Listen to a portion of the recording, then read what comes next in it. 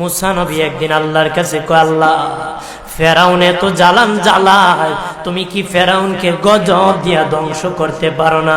আমার আল্লাহ কয়, মুসা আমি ফেরাউনকে 4টা কারণে গজব দেই না।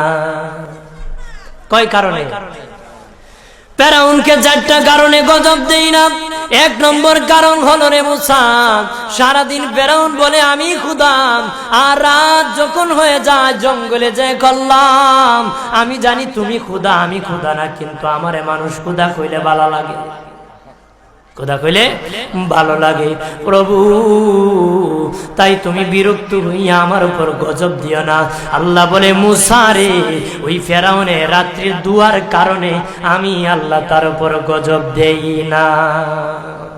2 নম্বর কারণ হলো, আরে মুসা তোমার মুখে দাড়ি, ফেরাউনের মুখে দাড়ি, তোমার পরনে জুব্বা, ফেরাউনের পরনে জুব্বা, তোমার মাথায় পাগড়ি, ফেরাউনের মাথায় পাগড়ি। আমি যদি গজব দিই জুব্বার বেজ্জতি হবে, পাগড়ির বেজ্জতি হবে, দাড়ির বেজ্জতি হবে।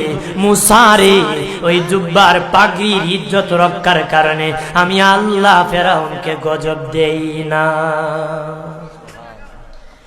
3 নম্বর কারণ হলো, আল্লাহ বলেন মুসা রে মুসা 3 নম্বর কারণ হলো, ফেরাউনের বাড়িতে একটা এতিমখানা আছে, প্রতিদিন দুপুর বেলায় এতিমরা ফেরাউনের বাড়িতে মেহমানদারি করে।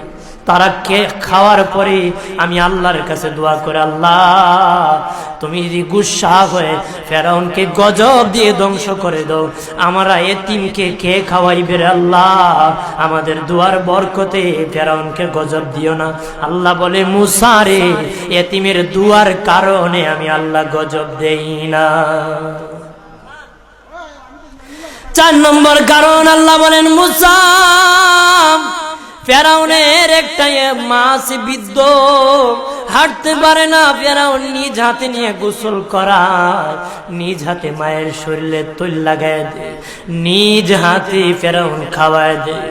যখন খাওয়ানোর পরে মা বিছানার মধ্যে ঘুমায় যায়, ওই ফেরাউনের মা আমার কাছে 2টা হাত বাড়ায়, আল্লাহ আমার ফেরাউনকে যদি গজব দিয়ে ধ্বংস করে দাও, আমি মায়ের সেবা কে করবে?